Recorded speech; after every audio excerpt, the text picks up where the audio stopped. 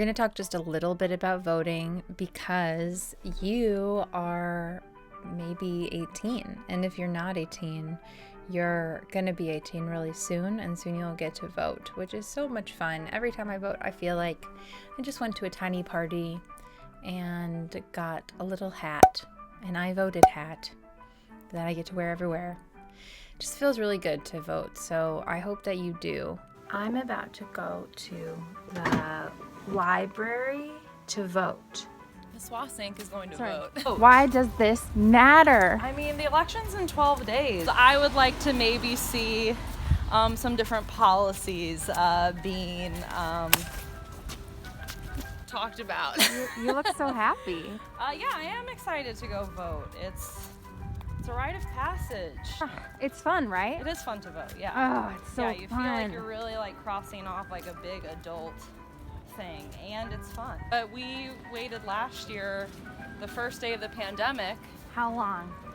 I feel like I'm gonna lie, but I feel like it was like 2 to 3 hours. It was 3 hours. It was 3 hours. Okay, good. There's a lot of good trees right now. Can you see it? No. Can you see it? No. Just trust me. Yeah, this is the direction.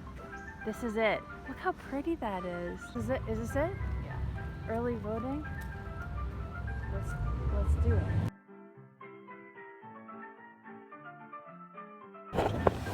It all went too fast for me to really get any footage for you, but which is great. Is this a sticker? Can you see my sticker? It's on. Oh, there it is. This is my sticker. It was so much fun. I was like playing a computer game where the consequences were very, very real. Also, look at these leaves. The leaves right now will not quit. I mean, this is amazing. Nature makes this.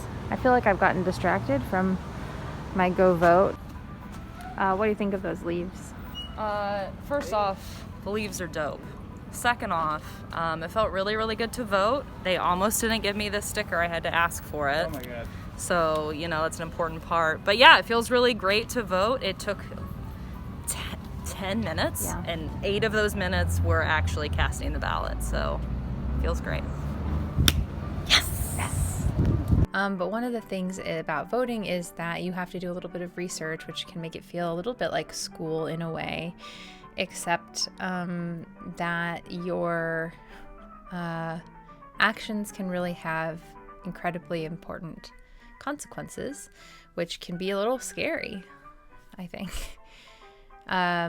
However, we talk a lot about how we would like the world to change, and there is not a lot that you can do as an individual all the time to implement the change that you might want to see. But voting is, you know, a relatively easy thing that you can do. I want to talk about judges mostly. You probably already know how you're going to vote for president. And if you don't, there are other videos for that. But you might not know how you're going to vote as the ballot goes down. And the ballot is pretty long. It has a lot of judges. It has a lot of judges. All those names. It can be pretty overwhelming. Many of them are named John. There's like a lot of Johns. Judges are critically important because they make decisions about who goes to jail, stays out of jail, and for how long. So just to be way too simplistic about it, there is a history in cities across the United States of judges who will sentence a black person to twice as much, 3 times as much, 4 times as much prison time as a white person for the same crime. And they can state reasons for that, and there can be upheaval, but ultimately what the judge says goes, and that's a lot of power. Black and brown people are disproportionately sentenced to prison time.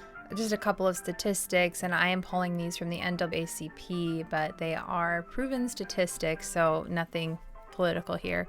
1 out of every 3 black boys born today can expect to be sentenced to prison, compared to 1 out of every 6 Latino boys, compared to 1 out of 17 of every white boy.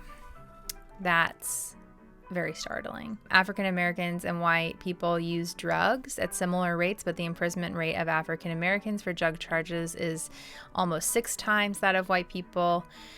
These are probably statistics that you've heard referenced before. They're not new or surprising, but judges have a pretty big say in creating those statistics. So this really matters. One of the cool things that we get to do as citizens is decide whether or not we want to retain a judge or say, no more judge, get rid of that guy. So we actually have a say in that after they get elected. And there are a lot of people on the ballot this time who were deciding whether or not to retain them. And that said, it's still pretty overwhelming. And in fact, me telling you, hey, this really matters, probably or might make you feel a little intimidated about going to vote. Luckily, there are a lot of websites that can help you know how to vote. So if you're looking for information so that you can make decisions on your own, you can look at the Bar Association ratings for each judge on voteforjudges.org. There's also a website called Injustice Watch. InjusticeWatch.org is a non-partisan, not-for-profit, multimedia journalism organization in Chicago that investigates institutional failures that obstruct justice, according to its website. So it is not trying to make you vote one way or the other. It's just trying to give you the information that you need in order to vote. There are like a bunch of other things on the ballot this time around. A bunch. If you have any questions or you want to talk about any of the measures, there's one about firearms. There's one about taxing people who make a lot of money more than people who make less money. And it's like a big contentious one right now. Is one about getting everybody broadband internet.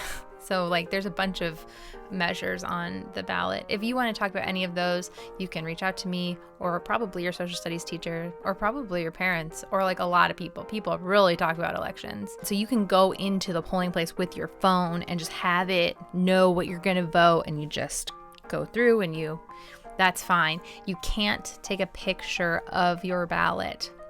No selfie inside the voting booth. It's illegal. It's illegal. So don't do that. But do know everything you're going to vote for before you go. Voting is very exciting. This is a very exciting time, and I hope that if you're old enough to vote, that you take the opportunity to do it. And if you're not, peer pressure your friends who are, and that you do it next time. Next time voting comes around. It happens all the time. And we always talk about it in president years, but it happens every year. You always get to vote, so it's a pretty cool thing about being in America. We fought really hard for this. We really did. So your writing prompts today are not about voting at all. They're about Halloween. So I'm going to give you a couple of Halloween writing ideas. And you get to pick which one you want to do.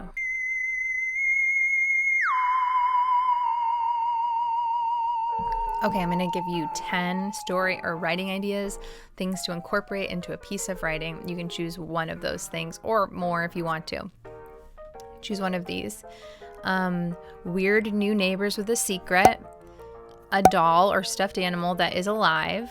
I know that will scare some of you. Waking up in a sealed wall, a terrifying dark place such as a basement, an attic, or a cellar, walking alone in a graveyard, waking up in a room with no doors, no windows, and no way to get out. Scary clowns. Do scary clowns? A repetitive, scary noise. I guess that's not that scary. Maybe I'll put one in here using sound effects. Scary, spooky. The scary noise has no apparent, what do you call it? Who knows where it's coming from? Objects suddenly flying off surfaces and crashing to the floor, or the discovery that someone you know very closely is a serial killer. You can pick one or all 10 of those to incorporate into a story or poem. If you are looking for a nonfiction Halloween prompt, plan a Halloween party and write everything that the Halloween party would have, including decorations, punch, juice, that kind of thing.